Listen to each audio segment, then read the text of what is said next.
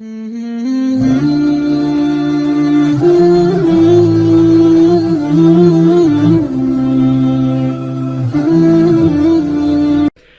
Obama যখন second টাইমের জন্য প্রেসিডেন্ট হয়ে আসলো, তার একটা স্লোগান ছিল উই হ্যাভ টু চেঞ্জ, আমাদের পরিবর্তন করে দিতে হবে। তো তার একটা মিটিং আমি নিজেও ছিলাম। সে এসেছিল খুব সম্ভব 2009 বা 10-এর দিকে। দ্বিতীয়বার যখন নির্বাচিত হলো, সে বলল মুসলিম বিশ্বের উদ্দেশ্যে একটা ভাষণ দেব। কোন দেশে দিব? তার সেক্রেটারিরা বলল you can choose Egypt as a very peaceful country to deliver your lecture. তোমার ভাষণ দেওয়ার জন্য তুমি মিশরে যেতে পারো, খুবই পিসফুল একটা শান্তিপূর্ণ দেশ। তো সে মিশরের কায়রোকে সিলেক্ট করলো। সব মন্ত্রীরা গেল, ক্যাবিনেট সদস্য, ডিপ্লোম্যাটস, কূটনৈতিক ব্যক্তিবর্গরা গেল।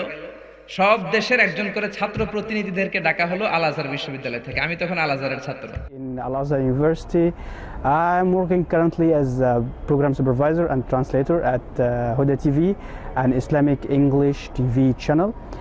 And as you see, currently we are here in Al Azhar. তো বাংলাদেশ থেকে বাংলাদেশের স্টুডেন্টদের প্রতিনিধিত্ব করার জন্য আমাকেও একটা কার্ড দেওয়া হলো, মানে এই মিজানুর রহমান আজহারিও একটা কার্ড পেল। তো ওখানে নোট দিয়েছে you have to go by dressing your traditional code, তোমাদের দেশের জাতীয় পোশাক পরে যেতে হবে। আপনাদের দেশের জাতীয় পোশাক কি? হ্যাঁ, পাঞ্জাবি আর পায়জামা, ওইটা পরেই গেলাম। এমন সিকিউরিটি, ওবামা আসবে, the president of United states of America, পুরো কায়রোতে ইন্টেলিজেন্স ফোর্স দিয়ে প্যাকা, পুরো কালো কালো বাহিনী। তো গেলাম, নিজের গাড়িতে যাওয়া যাবে না, সরকারি গাড়ি চলে আসলো হোস্টেলে, ফরেন ইন্টারন্যাশনাল স্টুডেন্ট হোস্টেলে, যেখানে আমরা 100টারও বেশি দেশের ছাত্র থাকতাম। যেতে শুরু করলাম, যে দেখি এমন নিরাপত্তা, কালো কালারের ব্লেজার পরা, চশমা পরা, ঢুকার সাথে সাথেই বলে give me your card, show me the invitation card please. দেখাইলাম, বলতেছে give me your ring, your handset, your keys, any kind of minerals you belong it, তোর কাছে যা আছে সব দে। আমি বললাম সব তুমি নিবা কেন? Don't worry, I will return ইট, ভয় পেও না, আমি আবার ফেরত দিয়ে দিব তোমারে। যখন কইছে ফেরত দেব, তখন সাহস পাইছে, তো দিলাম তারে। সে আমাকে একটা টোকেন দিল, 28 নাম্বার টোকেন। বললো যাওয়ার সময় সিকিউরিটি গার্ড থেকে নিয়ে যাবা। ঢোকা শুরু করলাম। প্রথমেই বললো গিভ মি দ্য ফিঙ্গারপ্রিন্ট, হাতের আঙ্গুলের ছাপ দাও। এই পৃথিবীতে 600 কোটি মানুষের বসবাস, প্রত্যেকের 10টা করে আঙ্গুল, একজনের আঙ্গুলের সাথে আরেকটা আঙ্গুলের হাতের রেখা বা ছাপের কি কোনো মিল আছে? জোরে বলেন আছে? এই কারিগরটা কে? আর জোরে বলেন কে? দিলাম, দেওয়ার পরে ছেড়ে দিল। দ্বিতীয় গেটে আবার আটকাইছে, ওখানে আবার অনেককেই দেখি ছেড়ে দেয়, আমার আটকাইছে। আটকাইলা কেন? কই ইউনো তোমাকে দেখতে একটু কেমন কেমন লাগে। কেমন লাগে? কই যে কালো কালো আছে, সুন্দর লাগে তোমারে। আমি বললাম কালো আছে দেখেই তো আমার সুন্দর লাগে, যেরকম, ঠিক কিনা? সুন্নাত আছে যেখানে সৌন্দর্য আছে, তো সেখানে সবাইরে ছেড়ে দেয়, আমারে আটকায় বলল give me the second fingerprint. Why? What's the hell are you talking about? কেন দিব? I have given the fingerprint in the previous gate man, আগের গেটে তো দিলাম। কয় ফর এক্সট্রা সিকিউরিটি চেক, কিছু লোকদের জন্য আমরা এক্সট্রা সিকিউরিটি নেই, এখন না দিলে তো ঢুকতে দেয় না। আবার দিলাম। এইভাবে যারা আপনারা ইমিগ্রেশন পাস করেছেন তারা জানেন, এই দুইটা আঙ্গুলের ফিঙ্গারপ্রিন্টস তারা নেয়। আরবিতে বলে বাসমা, ইংরেজিতে বলে ফিঙ্গারপ্রিন্টস। দিলাম, গো, প্রসিড, যাও। লাস্ট গেটে কাউরে আটকায় না, সব ঢুকতেছে। মিশরের টেলিভিশনে অনেক বড় বড় ফিগারদেরকে আমি দেখছি, সরাসরি দেখি নাই, ওই প্রোগ্রামে যায় সরাসরি দেখা পাইছি। ঢুকতেছি, সবাই রে ছেড়ে দেয়, আমার হাত দিয়ে আটকায় দিছে। নবীর সুন্নাত নিয়ে ঘুরলে জায়গায় জায়গায় সেলিউট দেওয়ায় কে? আরো জোরে বলেন কে? আমি বললাম what's the hell are you doing, কি সমস্যা? বলতেছে give me the last fingerprint. আমি বললাম সবাই রে ছাড়ো, you giving the first to everyone, why you are giving me the blockage here man? আমার আটকায় দাস কেন? কয় তোমারে দেখতে একটু অন্যরকম লাগে, you look like weird. Weird লাগে মানে অন্যরকম। আমি বললাম কি রকম? কয় you know you look like Osama bin Laden or something, or that group Taliban, you know, like Taliban the bearded, দেখতে একটু তালেবান তালেবান। আমার কি আসলে তালেবান তালেবান লাগে? ওই প্রথম তালেবান নামের গালি শুনলাম। কি করার, দিতে তো হবেই, দিয়া দিলাম আরেক ছাপ, গো। ঢুকলাম, বেড়া ওবামা আইবো 12টার দিকে, আম করে 9টায় নিয়ে বসাই থইছে। কি করা, 3 ঘন্টা বসে রইলাম। হুট করে ওবামা চলে এসেছে, 45 মিনিটস এর একটা ডেলিভারি করলো তার লেকচার।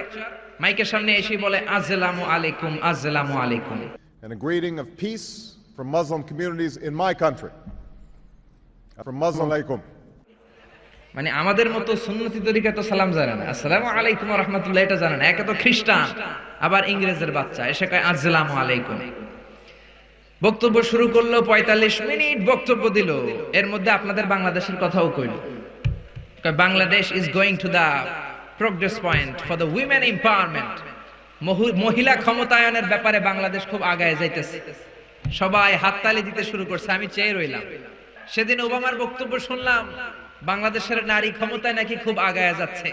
গোটা বিশ্বব্যাপী যদি আপনি তাকান, মহিলাদের ক্ষমতা বেশি না কম? সুইজারল্যান্ডের প্রধান মহিলা, নরওয়ের প্রধান মহিলা, ল্যাটিন আমেরিকা, ব্রাজিল, আর্জেন্টিনাতে মহিলা। তারপরে আমনেগো দেশের দুই খালাম্মার কথা তো কইয়া লাভই নাই। বিগত 30 বছর ধরে শান্তিতে রাখছে না জ্বালায় রাখছে আপনারাই জানেন, ঠিক কিনা? এই দুই বেডির মাথার চুল পাইকা গেছে, এরপর গদির লোভ এরা ছাড়তে পারে না, যেরকম ঠিক কিনা? আমরা চাই না আপনারা আর গদিতে থাকেন, কারণ আপনাদের ছেলেরা অনেক বড় হয়েছে। বিশ্বনবী বলেন লা ইফলিহা কওমুন ওয়াল্লাহু আমরুহুম ইমরাআ। যে দেশের প্রধান ক্ষমতার চেয়ারে মহিলা বসে, ওই দেশে আল্লাহর রহমত নাই। আওয়াজ তুলে বলেন ঠিক কিনা? আমরা আপনাদেরকে দেখতে চাই না। দুই ছেলে বড় হইছে, ক্ষমতায় বসায় দেন। তারা নির্বাচনী ইশতেহার নিয়ে আমাদের সামনে আসুক। তারা এসে যারা আমাদের কাছে ইসলামের কথা বলবে তাদেরকে আমরা ভোট দেব। ইসলামের বিরুদ্ধে বললে আমরা বাঁশ দিব। আর জোরে বলেন ঠিক কিনা? এজন্য পরিবর্তন আসতে শুরু করেছে। ওবামার প্রথম কথাটা ছিল উই হ্যাভ টু চেঞ্জ। তো নারায়ে তাকবীরের পরিবর্তে অনেক জায়গায় আল্লাহু আকবার শুরু হয়েছে, আলহামদুলিল্লাহ। বিশ্বনবীর কাজ এটাই ছিল, উনি যেখানে অকল্যাণ দেখতেন, ইসলাম বিরোধী কিছু দেখতেন, কোনো ভুলভাল নাম দেখতেন, বিশ্বনবী চেঞ্জ করে দিতেন। জোরে কোন সুবহানাল্লাহ। বিশ্বনবী একজনকে জিজ্ঞেস করলো, মাসমুক, তোমার নাম কি? সাহাবী বলল, ইসমি হাসান। ইয়া রাসূলুল্লাহ, আমার নাম হাসান। হাসান মানে হচ্ছে অ্যাংজাইটি, দুশ্চিন্তা। বিশ্বনবী বললেন, অ্যাংজাইটি, দুশ্চিন্তা কি কারো নাম হতে পারে? তোমার নাম আজকে থেকে হাসান নয়, আজ থেকে তোমার নাম সাহাল। সাহাল মানে সহজ। সাহাল মানে কি? হাসান কয়, না ইয়া রাসূলুল্লাহ, আমার বাপ চাচা যেই নাম দিয়েছে ওইটা আমি চেঞ্জ করুম না। নাম চেঞ্জ না করে বাড়িতে চলে গেছে। যাওয়ার পর থেকে ওর দুশ্চিন্তা আর শেষ হয় না। ওর ব্যবসায় দুশ্চিন্তা, ওর ফ্যামিলিতে দুশ্চিন্তা, ওর পেটে ব্যথা, পেট ব্যথা ভালো হয়, মাথা ব্যথা শুরু হয়ে যায়। মাথা ব্যথা ভালো হয়, ডায়রিয়া শুরু হয়ে যায়। একের পর এক দুশ্চিন্তার দাবানল তার উপরে ঢেলে দিচ্ছে কে? সবাই বলে, হাসান, ওই যে নবী তোমার নাম চেঞ্জ করছিল, নাম চেঞ্জ করো নাই, এই জন্য এই ঝামেলা, যাও নামটা চেঞ্জ করে আনো। এসে বিশ্বনবীর কাছে ক্ষমা চাইল, ইয়া রাসূলুল্লাহ, আমার হাসান নামের দরকার নাই, আপনি সাহাল দিছিলেন ওইটাই ভালো।